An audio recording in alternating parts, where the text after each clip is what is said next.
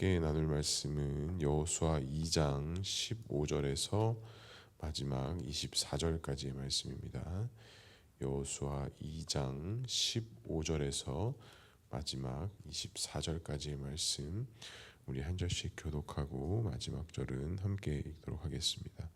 여호수아 2장 15절에서부터 24절까지의 말씀, 15절 제가 먼저 읽겠습니다. 라합이 그들을 창문에 줄로 달아 내리니 그의 집이 성벽 위에 있으므로 그가 성벽 위에 거주하였음이라. 라합이 그들에게 이르되 두렵건대 뒤쫓는 사람들이 너희와 마주칠까 하노니 너희는 산으로 가서 거기서 사흘 동안 숨어 있다가 뒤쫓는 자들이 돌아간 후에 너희의 길을 갈지니라.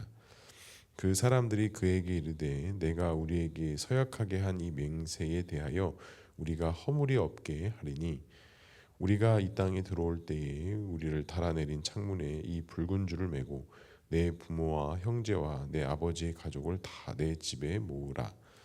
누구든지 내 집 문을 나아가서 거기로 가면 그의 피가 그의 머리로 돌아갈 것이요 우리는 허물이 없으리라. 그러나 누구든지 너와 함께 집에 있는 자에게 손을 대면 그의 피는 우리의 머리로 돌아오려니와 내가 우리의 이 일을 누설하면 내가 우리에게 서약하게 한 맹세에 대하여 우리에게 허물이 없으리라 하니 라합이 이르되 너희의 말대로 할 것이라가 하고 그들을 보내어 가게 하고 붉은 줄을 창문에 매니라. 그들이 가서 산에 이르러 뒤쫓는 자들이 돌아오기까지 사흘을 거기에 머물매 뒤쫓는 자들이 그들을 길에서 두루 찾다가 찾지 못하리니 그 두 사람이 돌이켜 산에서 내려와 강을 건너 눈의 아들 여호수아에게 나아가서 그들이 겪은 모든 일을 고하고, 함께 읽겠습니다. 또 여호수아에게 이르되 진실로 여호와께서 그 온 땅을 우리의 손에 주셨으므로 그 땅의 모든 주민이 우리 앞에서 간담이 녹더이다 하더라. 아멘. 오늘도 말씀과 기도의 자리에 나오신 성도님들을 사랑하고 축복합니다. 본문의 말씀을 통해서 또 주님의 귀한 음성 듣는 시간 되기를 소망합니다.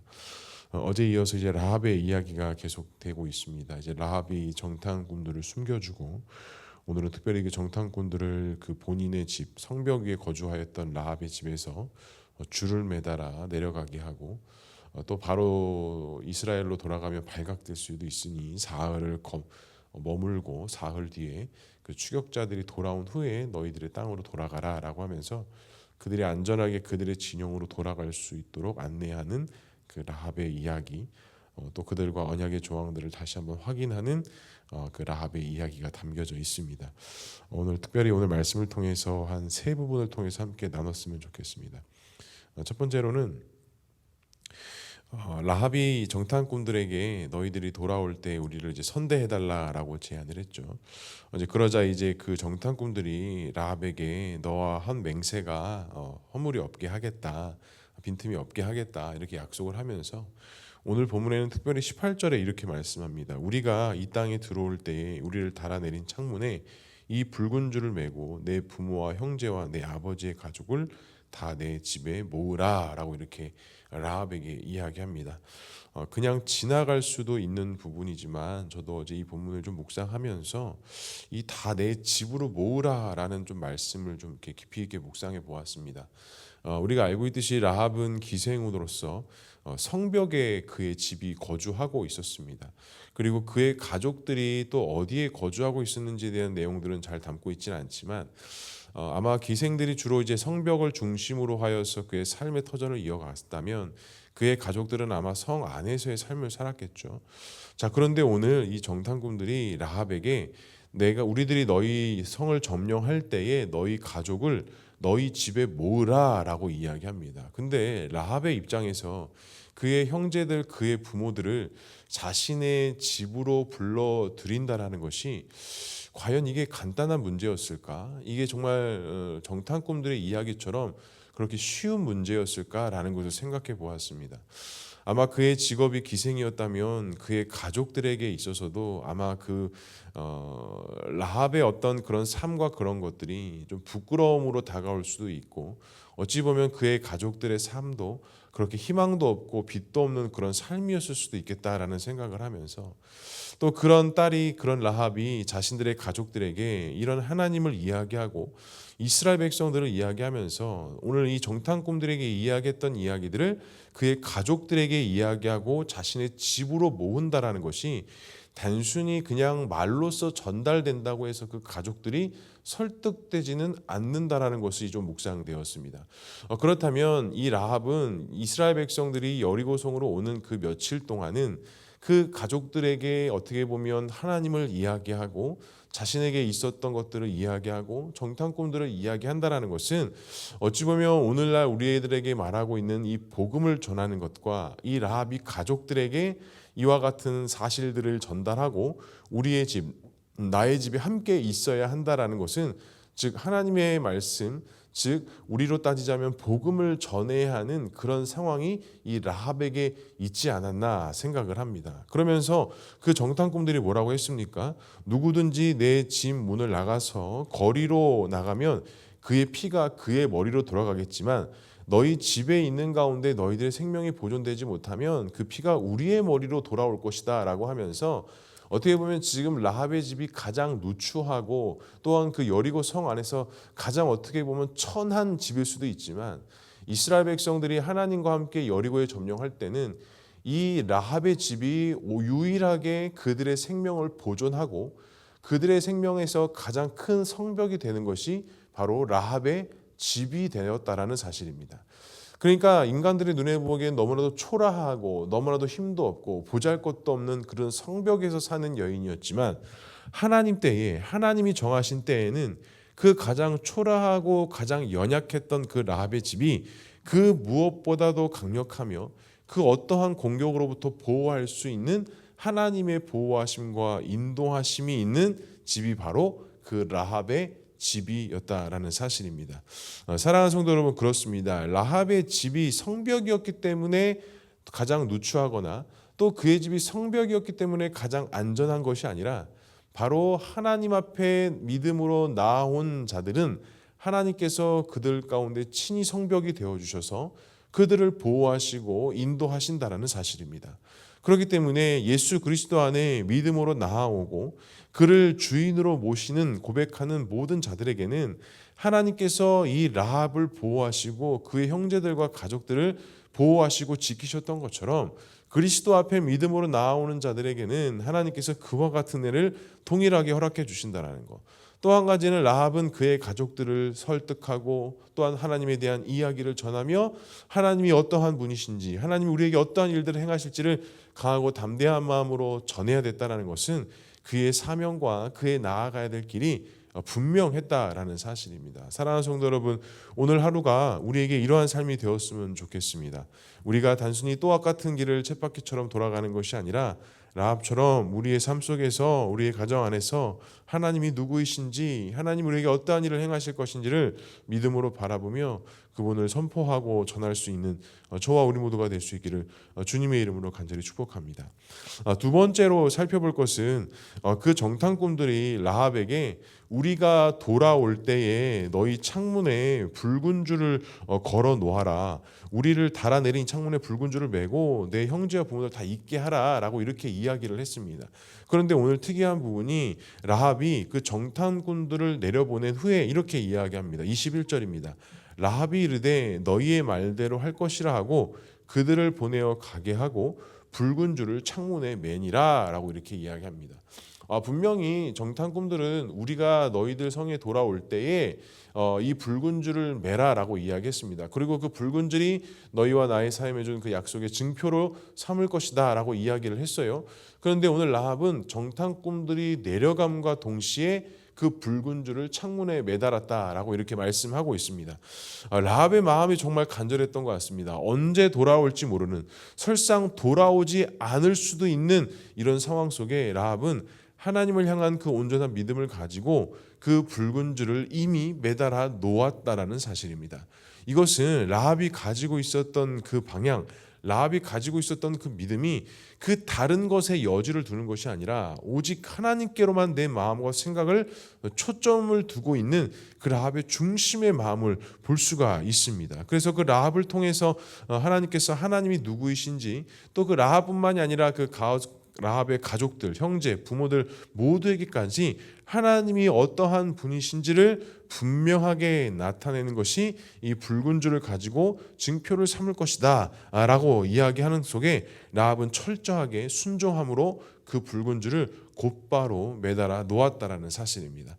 사랑하는 성도 여러분, 우리의 믿음의 생각, 우리의 믿음의 방향도 이와 같아야 될 것입니다. 우리가 다른 여지를 두는 것이 아니라 우리가 오직 의지할 수 있고 바라볼 수 있는 분은 하나님 한 분 외에는 없다라는 사실입니다. 그렇기 때문에 우리가 하나님을 향한 그 믿음과 믿음의 고백이 우리 입술에서만 끝나는 것이 아니라 오늘 라합처럼 이 즉각적인 순종과 그 하나님을 향한 온전한 마음처럼 우리 역시도 하나님을 향하여서 그 온전한 의지, 온전한 순종, 하나님 앞에 믿음으로 나아가는 그런 믿음의 삶이 결단될 수 있기를 주님의 이름으로 간절히 축복합니다. 오늘 본문의 마지막으로 좀 특이한 부분은 여호수아의 반응입니다. 24절에 이렇게 말씀합니다. 또 여호수아에게 이르되 진실로 여호와께서 그 온 땅을 우리 손에 주셨으므로 우리의 땅의 모든 주민이 우리 앞에서 간담이 녹더이다 하더라라고 이야기합니다. 그러니까 정탐꾼들이 지금 여리고성에 들어갔던 이유는 어찌 보면 군사적인 정보, 그 성벽에 대한 정보, 그 땅을 점령하고자 하는 정보를 얻고자 들어갔습니다. 그런데 그 정탐꾼들은 군사적인 정보보다는 라합을 통해서 이 땅에서의 그 하나님이 어떠한 존재인지, 하나님이 누구이신지, 이 사람들이 하나님과 함께하는 우리 이스라엘 백성들 어떻게 생각하는지를 확인했습니다. 그리고 그 정탐꾼들이 돌아와서 여호수아에게 그 모든 일들을 다 고했습니다. 그러면서 그 여호수아의 그 반응이 뭐냐면, 그 이야기를 듣자마자 여호수아가 진실로 이르되 여호와께서 그 온 땅을 우리 손에 주셨다, 그 온 땅을 우리 손에 가득하게 하셨다. 여호수아가 이런 이야기를 듣자 여호수아는 그 반응들이 그것에 대해서 실망하거나 절망하는 것이 아니라 그 정탐꾼들의 이불을 통해서 들었던 그 이야기를 통해 여호수아 역시 다시 한번 마음이 굳건히 잡아지고 그 하나님의 말씀에 대해서 굳건히 믿고 순종할 수 있는, 그래서 요단강을 믿음으로 건널 수 있는 하나님의 능력과 소망이 되었다라는 사실입니다. 그러니까 어찌 보면 이스라엘 백성들에게 있어서는 군사적인 정보와 메시지가 필요한 것이 아니라 하나님께서 행하실 것인가, 하나님께서 함께 하실 것인가, 하나님 이것에 대한 정말 확증을 우리에게 하셨는가 라는 이 정보와 이 확신이 이스라엘 백성들에게는 더 큰 힘과 능력이 되었다라는 사실입니다. 그렇습니다. 우리에게도 무엇이 필요하겠습니까? 우리도 이 세상에서 필요한 어떤 물리적인 힘, 물리적인 능력이 필요할 것 같지만 그리스도를 믿는, 하나님을 믿는 사람들에게는 그 물리적인 힘이 먼저가 아니라 그 하나님이 나와 함께 하시는가, 하나님께서 반드시 나에게 이것을 허락해 주시는가, 이 확신의 믿음이 우리에게 사실은 정말 큰 힘과 능력이 된다는 것입니다. 내가 능력이 있고 내가 알기 때문에 그것을 할 수 있는 것이 아니라 하나님이 나와 함께 하시는가, 하나님이 나에게 그것을 감당할 수 있는 힘과 능력의 지혜를 주시는가가 사실은 우리의 믿음의 길에 있어서 더 중요하다라는 사실이죠. 사랑하는 성도 여러분, 우리의 모든 믿음의 발걸음이 이와 같은 발걸음이 될 수 있게 주님의 이름으로 간절히 축복합니다. 이것이 확실한 것인가, 이것이 주님의 뜻이 맞는 것인가, 우리는 참 이것부터 먼저 고민을 하게 되는데, 사실 그것보다도 더 중요한 것은 하나님이 나와 함께 하시는가, 어떠한 일을 함에 있어서 주님이 나와 함께 하시고 이것을 할 수 있는 힘과 능력을 나에게 허락해 주시는가가 사실은 우리의 간구여야 되고, 그 확신이 있다면 우리가 어떠한 길을 걸어가든지 간에 주님의 도우심과 인도하심 속에 우리는 그 길을 믿음으로 갈 수 있게 된다는 사실입니다. 말씀을 정리하겠습니다. 라합은 그의 가장 누추한 집이 가장 큰 보호막이 됐고, 또 그의 즉각적인 순종과 또 이 이야기를 들었던 여호수아와 이스라엘 백성들은 똑같은 하나님의 은혜와 섭리 속에서 자신들의 자리에서 그 믿음을 가지고 그들의 발걸음을 옮기기 시작했다라는 사실입니다. 사랑하는 성도 여러분, 오늘도 우리가 이와 같은 말씀을 붙잡고 우리의 믿음의 발걸음이 주님과 동행하신 가운데 믿음으로 나아갔으면 좋겠습니다. 그리고 나의 가장 연약함, 내가 가장 피하고 외면하고 싶은 그 모든 것들이 주님이 함께 하신다면 그것이 가장 큰 힘과 능력이 되고 하나님께서 이루시는 놀라운 역사가 됨을 믿음으로 바라보시고 오늘 하루도 외면하고 불평하고 원망하고 피하는 것이 아니라 하나님 앞에 강하고 담대한 마음으로 믿음으로 나아갈 수 있는 저와 우리 모두가 될 수 있기를 주님의 이름으로 간절히 축복합니다. 기도하겠습니다. 사랑과 은혜가 풍성하신 하나님 아버지, 오늘도 라합을 통해 우리의 모습을 돌아보며 하나님께서 우리의 행하실 것들을 믿음으로 바라보며 나아갑니다. 주님, 현실 속에서 물리적인 것이 부족하다, 연약하다고 해서 우리의 믿음과 우리의 삶이 주저앉아 있는 것이 아니라 그 너머에 계시는 하나님을 믿음으로 바라보게 하시고 오늘 하루도 그 하나님을 믿고 고백하고 서원하는 가운데 믿음의 담대한 마음을 갖고 오늘의 삶을 살아가는 우리 모두가 될 수 있도록 주님 역사하여 주시옵소서. 우리의 힘으로는 감당할 수 없사오니 주님 우리와 함께 하심의 은혜를 통해 우리가 이 모든 것들을 감당하게 하시고 오늘도 주 예수와 동행하여 승리하며 하나님의 영광을 나타내는 삶을 살아갈 수 있도록 주님 인도하여 주시옵소서. 우리 교회와 우리 공동체, 우리 성도들, 우리 가정, 우리 자녀들이 이와 같은 믿음의 소망을 품게 하시고 우리들의 발걸음이 이와 같은 발걸음 되게 하셔서 정말 하나님과 언제나 함께하여서 임마누엘 되신 예수 그리스도를 선포하며 언제나 그의 영광과 은혜 가운데 나아가며 승리하는 삶을 살아가는 우리 모두가 될 수 있도록 주님 인도하여 주시옵소서. 오늘도 주의 말씀 가운데 또 많은 기도의 제목 가지고 나와 함께 기도하며 나아갑니다. 기도하며 간구할 때 주님께서 응답하여 주시고 오늘도 이 기도의 간구를 통하여 하나님의 역사를 또 하나님의 응답되어짐의 역사가 우리의 삶 속에서 나타날 수 있도록 주님 인도하여 주시옵소서. 하나님께서 함께 하실 것을 믿사오며 이 모든 말씀 예수 그리스도의 이름으로 기도합니다. 아멘.